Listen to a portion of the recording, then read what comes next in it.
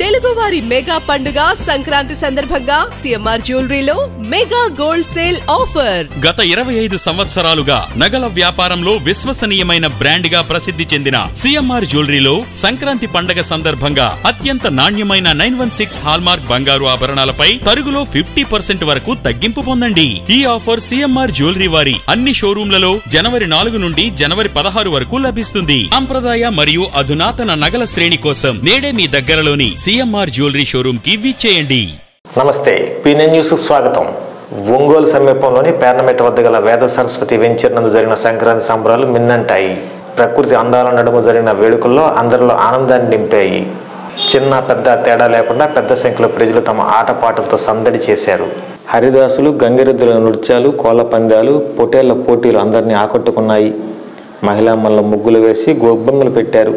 ఉభయ గోదావరి జిల్లాను తలపించే విధంగా అక్కడ సంక్రాంతి వేడుకలు జరిగాయి. ఈ సందర్భంగా కార్యక్రమ నిర్వాహకులు కొత్తగోర్ల సుబ్బారావు మాట్లాడుతూ వేద సరస్వతి డెవలపర్స్ ఆధ్వర్యంలో సరస్వతి నగర్ నందు ముందస్తు సంక్రాంతి వేడుకలు నిర్వహించడం జరిగిందని తెలిపారు. ఇక్కడ వాతావరణంలో వేడుకలు జరుపుకోవడం ఎంతో ఆనందంగా ఉందని హర్షం వ్యక్తం చేశారు. ఈ కార్యక్రమంలో కొత్తగోర్ల వెంకట్రావు, మోహన్ రెడ్డితో పాటు కట్టి ఇవ్వడం జరుగుతుంది. అదేవిధంగా హైవే సిటీ అని ఏడుగుండ్లపాడు దగ్గర కూడా ఇప్పుడే అక్కడ కూడా ఒక 50-60 ఏకర్స్లో వీళ్ళే డెవలప్ చేయడం జరుగుతూ ఉంది. అక్కడ వర్క్ జరుగుతుంది. ఇక్కడ ఏమైనా ఫినిష్ అయ్యి ఉంది. కాబట్టి వీళ్ళు ఎవరైతే రాంబాబు గారు ఈ యొక్క వెంచర్స్ యొక్క అధిపతి, వారు ఆధ్వర్యంలో చాలా క్వాలిటీవ్గా మనకి ఎలాంటి లీగల్గా కాంప్లికేషన్స్ ఏమి లేకుండా కూడా మనకి చక్కగా మనకి రిజిస్ట్రేషన్ చేసి, ఆ రిజిస్ట్రేషన్ చేసిన రోజే వారికి లింక్ డాక్యుమెంట్స్ని ఒక బుక్ లాగా చేసి ఇవ్వటం జరుగుతుంది. ఫర్దర్గా వాళ్ళు హౌస్ కన్స్ట్రక్షన్ కానీ ఏమైనా చేసుకునేటప్పుడు ఎలాంటి లీగల్ కాంప్లికేషన్స్ లేకుండా చేయడం జరుగుతుంది. దీనిలో భాగంగా ఇక్కడ ఈరోజు ఉదయం నుండి కార్యక్రమాలు జరుగుతూ ఉన్నాయి. కల్చరల్ యాక్టివిటీసు, స్టూడెంట్స్ సంబంధించి కూడా, అదేవిధంగా టీచర్స్ వాళ్ళు కూడా సాంగ్స్ పాడుతూ ఉన్నారు, డ్యాన్సులు వేస్తూ ఉన్నారు. ఒక చక్కటి వాతావరణంలో సంక్రాంతి సంబరాలు అనగానే మనకి ఈస్ట్ వెస్ట్ గోదావరి, పశ్చిమ తూర్పు గోదావరిలో జరుగుతుంటాయి అన్నారు. ఆ వాతావరణాన్ని మనకు ఒంగోలుకి తేవడం కోసం ఒక ప్రయత్నంలో భాగంగా ఈ సంవత్సరం 2024లో మనం ఈ సంక్రాంతి సంబరాలు ఇక్కడ జరుపుకోవడం చాలా ఆనందంగా. ఇక్కడ పొట్టేళ్ళు వచ్చున్నాయి.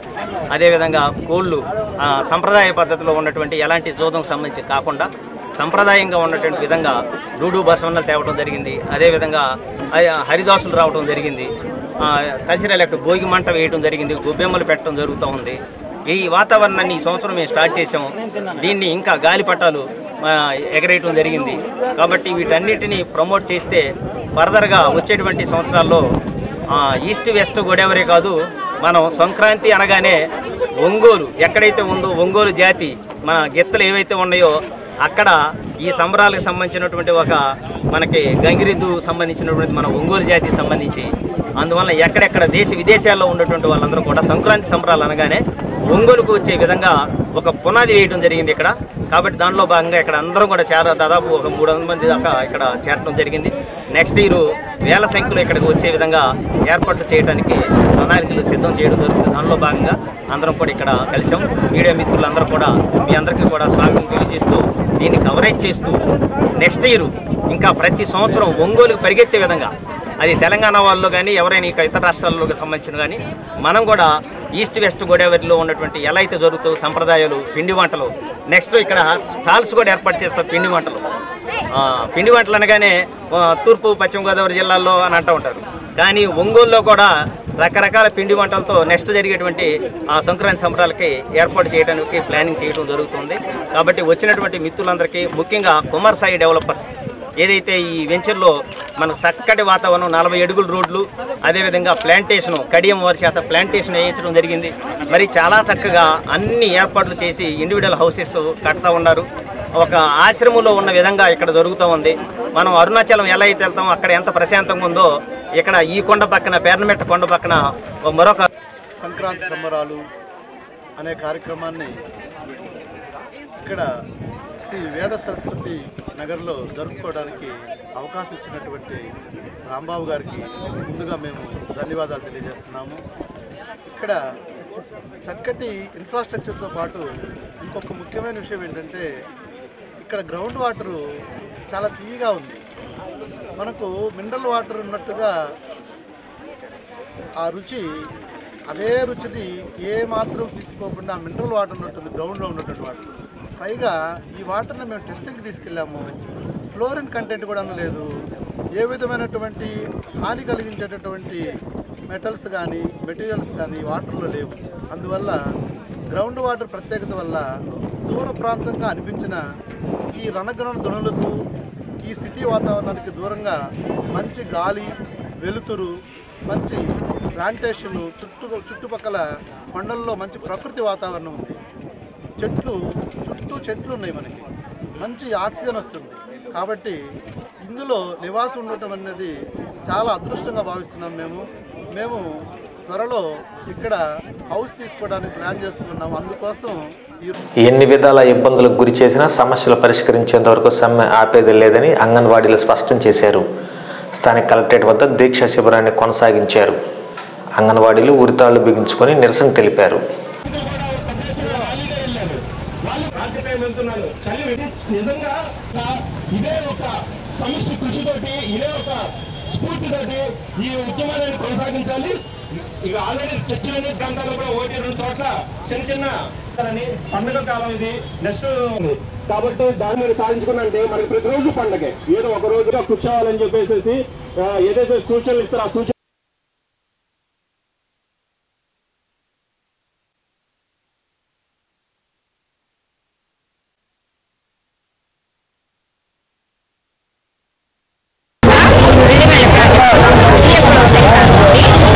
మేము 30 రోజుల నుంచి సమ్మె చేస్తున్నాం.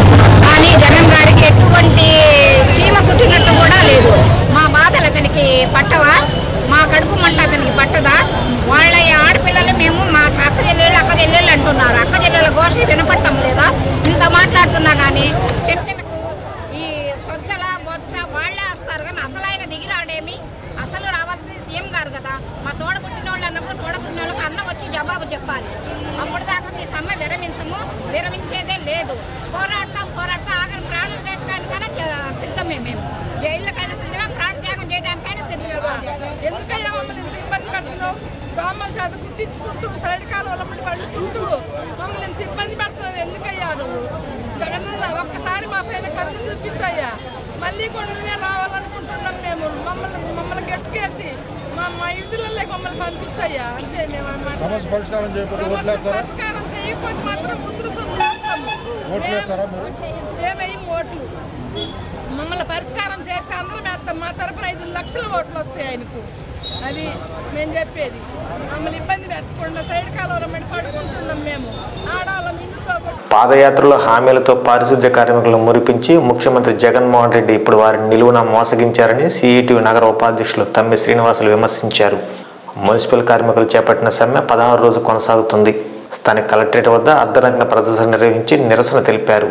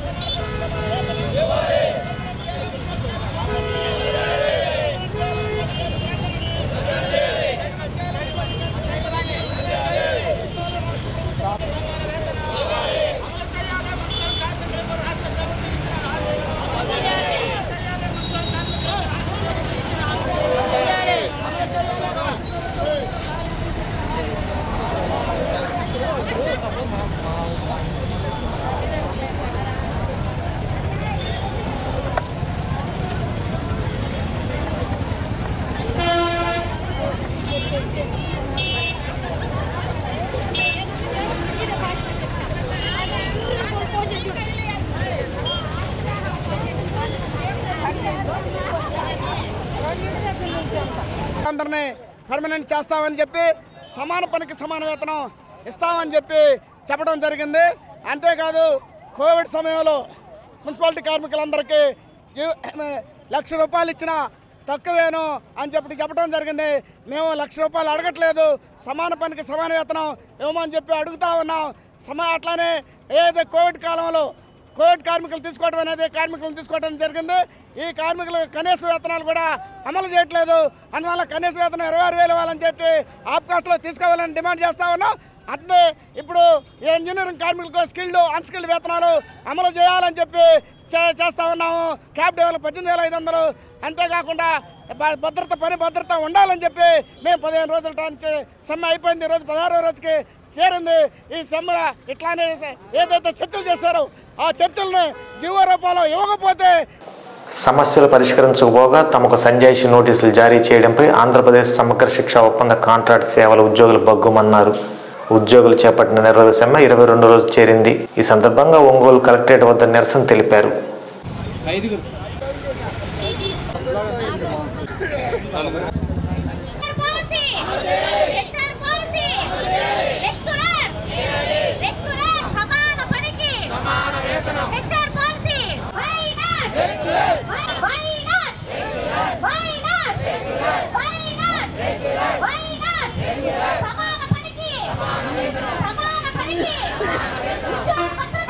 నిరవధిక సమ్మె అనేది కొనసాగుతోంది.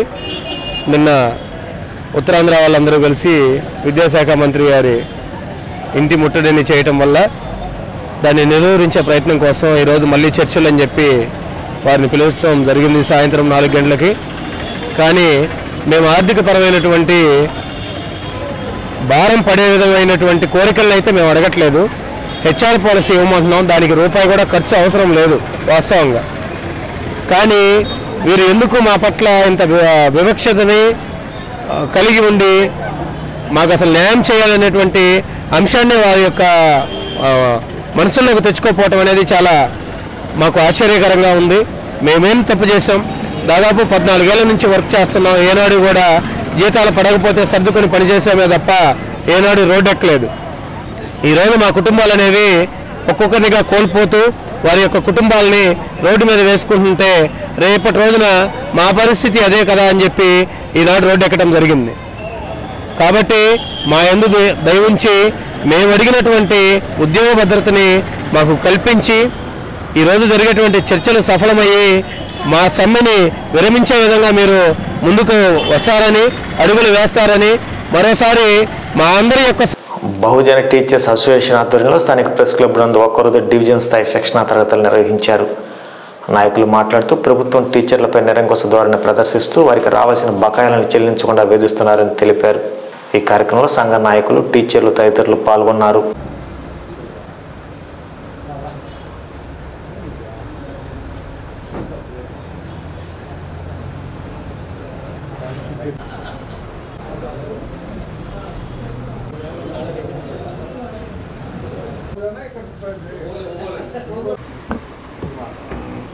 ఈరోజు ఒంగోలు డివిజన్ స్థాయిలో ఉపాధ్యాయులకు, ముఖ్యంగా నాయకులకు శిక్షణా కార్యక్రమం ఏర్పాటు చేయడం జరిగింది. దీనిలో ఉపాధ్యాయ నాయకుల్ని చైతన్యం చేయటం, సమాజాన్ని ఎలా మనం చైతన్యవంతంగా నడపాలి, బహుజన ఉపాధ్యాయ సంఘాన్ని ఎలా ముందుకు తీసుకోవాలనే ముఖ్యమైనటువంటి అజెండాతోటి ఈరోజు కార్యక్రమం నడుస్తూ ఉంది. మరి ముఖ్యంగా ఈ రాష్ట్ర ప్రభుత్వం వైఖరి ఉద్యోగుల పట్ల చాలా తీవ్రంగా ముఖ్యంగా ఉపాధ్యాయుల పట్ల వ్యతిరేక భావంతో ఈ ప్రభుత్వం ఉన్నట్టు కనిపిస్తూ ఉంది. ఎందుకంటే PRCDA బకాయిలు 7,382 కోట్లు ఉపాధ్యాయులకు ఉద్యోగులకు చెల్లించాల్సిన పరిస్థితి ఉంది. అదేవిధంగా 4,000 కోట్లు PF లోన్లు, వాళ్ళ దాచుకున్న డబ్బు వాళ్ళ పిల్లల పెళ్ళిళ్ళ కోసం, అవసరాల కోసం ఉపాధ్యాయులు లోన్లు పెట్టుకుంటే గత 2 సంవత్సరాల నుండి ఒక్క లోన్ కూడా శాంక్షన్ కాని పరిస్థితి. 1000 కోట్లు ప్రభుత్వం చెల్లించాల్సి ఉంది. అదేవిధంగా DA బకాయిలు, ఇతరేతర 4,500 కోట్లు బకాయిలు ఉంది. తర్వాత APGLI గత జూను 21వ తేదీ ఏమో ఆన్లైన్ సైట్ ఆపేశారు. అప్పటి నుంచి ఏకోపాధ్యాయ పాఠశాలగా నడుస్తూ ఉన్నాయి. ఒక ఉపాధ్యాయుడు సెలవు పెట్టుకోవడానికి లేదు. ఒకే ఉపాధ్యాయుడు 18 సబ్జెక్టులు బోధించాలి. 1 నుంచి 5వ తరగతి వరకు అక్కడ విద్యార్థులతో సంబంధం లేకుండా 18 సబ్జెక్టులు బోధించాలి. పేపర్లు దిద్దాలి, టెక్స్ట్ బుక్స్ అన్నీ వర్క్ బుక్స్ దిద్దాలి. కాబట్టి చాలా బర్డెన్గా ఉంది. ఏకోపాధ్యాయ పాఠశాలలన్నిటికి కూడా 2వ ఉపాధ్యాయుడిని నియమించాలని చెప్పి మేము ఈ సందర్భంగా డిమాండ్ చేస్తున్నాము. మరి ఇలాంటి 117 జీవో ఒకటి తీసుకొచ్చి ప్రభుత్వ ఉన్నత పాఠశాలలో 3, 4, 5 తరగతుల ఉన్నత పాఠశాలలో విలీనం చేయడం వల్ల ఎలిమెంటరీ పాఠశాలలో బలహీనపడిపోయి భవిష్యత్తులో ప్రభుత్వ పాఠశాలలు నిర్వీర్యమయ్యి ప్రైవేటు పాఠశాలలో పెద్ద ఎత్తున పుంజుకునే పరిస్థితి కనిపిస్తూ ఉంది. కాబట్టి ఈ ప్రభుత్వం చేస్తున్నటువంటి విధానాలకు వ్యతిరేకంగా మేము రాష్ట్ర కమిటీ తరఫున నిన్ననే ప్రభుత్వానికి చీఫ్ సెక్రటరీ గారికి నోటీస్ ఇవ్వడం జరిగింది. ఈ నెల 23, 24, 25 తేదీల్లో మండల స్థాయి, డివిజన్ స్థాయిలో పెద్ద ఎత్తున నిరసన కార్యక్రమాలు తెలియజేస్తాము. 29, 30 జనవరి జిల్లా స్థాయిలో నిరసన కార్యక్రమాలు, ఫిబ్రవరి 5వ తేదీ విజయవాడలో ధర్నా చౌక్ దగ్గర మహాధర్నా చేయాలని చెప్పి 3 అంచెల పోరాటం బహుజన టీచర్స్ అసోసియేషన్గా పిలుపునివ్వడం జరిగింది. దీన్ని చైతన్యం చేయడానికి అన్ని డివిజన్లలో సమావేశాలు పెట్టి ఉపాధ్యాయులను పెద్ద ఎత్తున చైతన్య కార్యక్రమం. గవర్నమెంట్ ప్రొవిజన్స్ని ఇంప్లిమెంట్ చేయాలి, కాన్స్టిట్యూషనల్ ప్రొవిజన్స్ని ఇంప్లిమెంట్ చేయాలి అనేటువంటి ముఖ్యమైనటువంటి డిమాండ్స్తో ఆ రోజు వరకు వాటిని పట్టించుకోనటువంటి పెత్తనం చేస్తున్నటువంటి యూనియన్లు ఏమాత్రము ఈ దళిత బహుజన వర్గాల యొక్క సమస్యలు పట్టించుకోనందువలన ఈ యొక్క ఆలోచన అనేటువంటి వచ్చి అందులో నుంచే పుట్టిందే బహుజన్ టీచర్స్ అసోసియేషన్. ఈరోజు వాటికి తోడు జరుగుతున్నటువంటి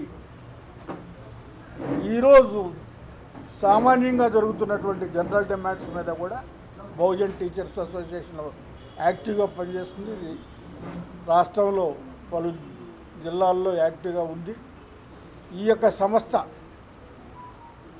రోజు ప్రకటించిన కార్యక్రమం అనేటువంటిది చాలా ముఖ్యమైనటువంటిది. ఒక ప్రభుత్వం ఎప్పుడైతే తన ఉద్యోగస్తులకి బకాయిలు పడిందో వాళ్ళ అకౌంట్స్ డెబిట్ చేసి డబ్బులు ఇవ్వకుండా, దాన్ని వడ్డీని కూడా ఇవ్వకుండా ఎప్పుడైతే ఇబ్బంది చేస్తూ ఉందో అది ప్రభుత్వం యొక్క ఒక వైఫల్యం. ఈ వైఫల్యం అనేటువంటిది ఖచ్చితంగా ఇది క్రిమినల్ అఫెన్స్ అవుతుంది. ఈ క్రిమినల్ అఫెన్స్ కింద ప్రభుత్వాన్ని దివాళా తీసినట్టుగా కూడా కోర్టులో కూడా, కోర్ట్ ఆఫ్ లాలో కూడా సూట్ చేయొచ్చు. కాబట్టి ప్రభుత్వం వెంటనే ఇలాంటివన్నీ కూడా మానుకొని ముందుకి వచ్చి సమస్యలు బలీయమైనటువంటి సంఘంగా ఈ రాష్ట్రంలో ఏర్పాటు చేయడానికి కృషి చేస్తూ ఉన్నాము. అయితే ఈరోజు పాఠశాల వైపులు కానీ చూస్తే విద్యార్థి కేంద్రంగా జరగాల్సినటువంటి పాఠశాల విద్య పాఠశాల కేంద్రంగా జరుగుతూ ఉంది.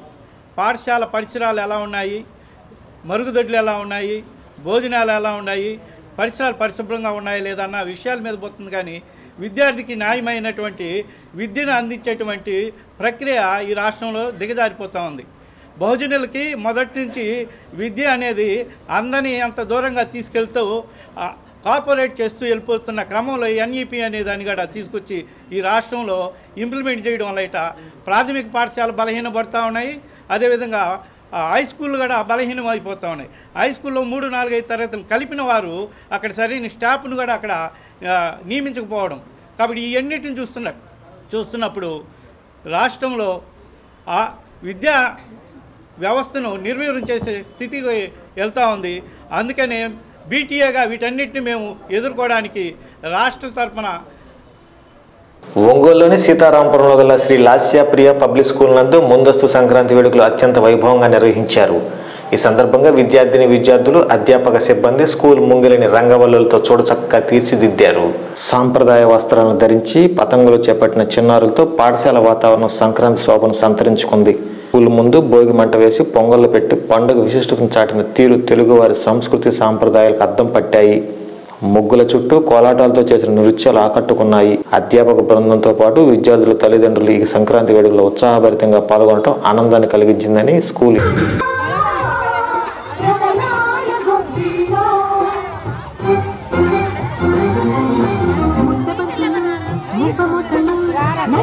పాలు పెట్టు పాడి పంటలు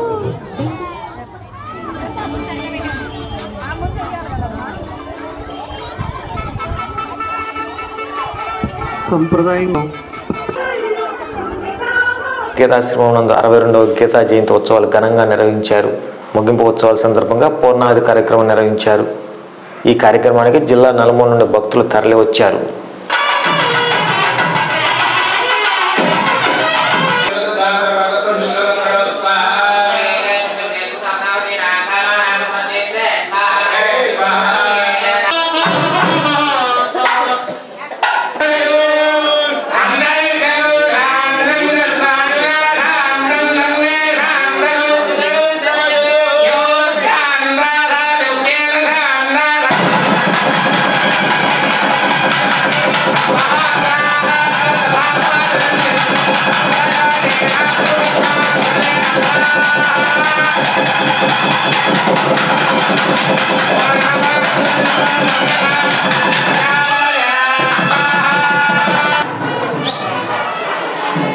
అండి కుదరండి.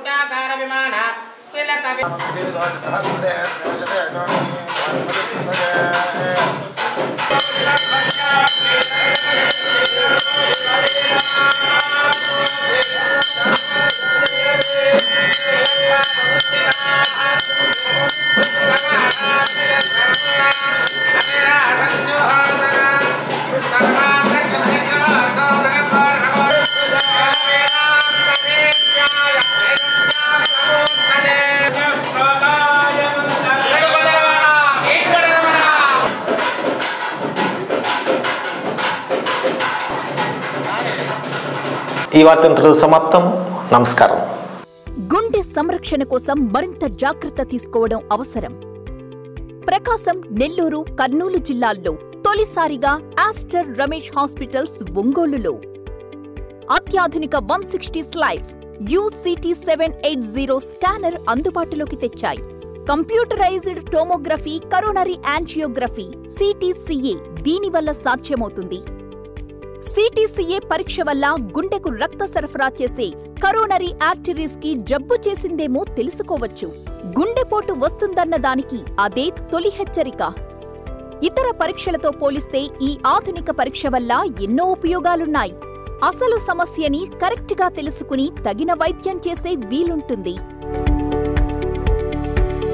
గుండెకు సంబంధించిన ఏ సమస్య ఉన్నా ఆస్టర్ రమేష్ హాస్పిటల్స్ మీకు కొండంత అండ. మీరు పూర్తిగా విశ్వసించదగ్గ అత్యాధునిక ఆసుపత్రి ఇది. సో ఎలా ఉంది న్యూయార్క్? ఇరుకు వీధులతో విశాలంగా ఉందిరా.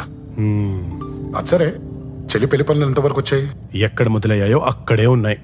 చెల్లికి డైమండ్ జ్యువెలరీ సెట్ తీసుకోవాలి. అమ్మకి కాసుల పేరు కావాలట. మా ఆవిడ కుట్టపూసలు అడిగింది. పాపకి పాపడి బిళ్ళ. ఓ మర్చిపోయాను, చెల్లికి వట్టాణం కూడా తీసుకోవాలి. ఏం కావాలో తెలిసినప్పుడు ఎక్కడికి వెళ్ళాలో కన్ఫ్యూజన్ దేనికిరా? డ్రైవర్ లెఫ్ట్ పోనీ. ఎక్కడికి వెళ్తున్నాం? నీ పేరులో ఉన్న ఆనందాన్ని నీకు పరిచయం చేయడానికి.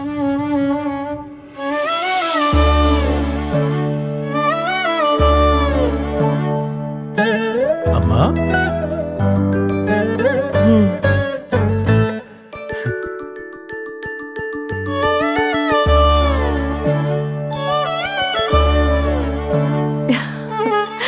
థ్యాంక్ యూ అన్నయ్య. ఏంటి లీలారామా? చెప్పానుగా నీకు ఆనందాన్ని పరిచయం చేస్తానని. ఈ షాప్ చూస్తుంటే ఇక్కడ ఆనందం చాలా కాస్ట్లీగా కనపడుతోంది. అస్సలు కాదు. మీకు ఆ భయం అక్కర్లేదు sir. Malabar fair price promise తో మీరు నిశ్చింతగా ఉండొచ్చు. ఇక్కడ ఇండియాలోనే ది బెస్ట్ గోల్డ్ రేట్ మరియు అతి తక్కువ తరుగు ఛార్జీలు లభిస్తాయి. హిడెన్ ఛార్జెస్ అస్సలు లేవు. మరి మా వాళ్ళందరికీ కావాల్సిన వెరైటీస్ అన్ని ఇక్కడే దొరుకుతాయా? ప్రపంచంలోనే అతిపెద్ద బంగారం మరియు వజ్రాభరణాల డిజైన్స్ యొక్క కలెక్షన్స్ మా దగ్గర ఉన్నాయి. 100% HUID గోల్డ్ మరియు certified diamonds and gem stones తో. థ్యాంక్ యూ అన్నయ్య.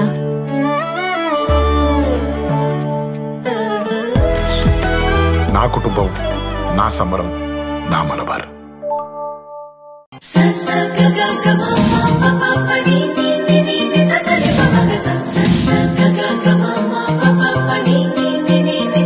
నాడైనా నేడైనా నాణ్యతలో రాజీ లేదు, ధరల్లో పోటీ లేదు.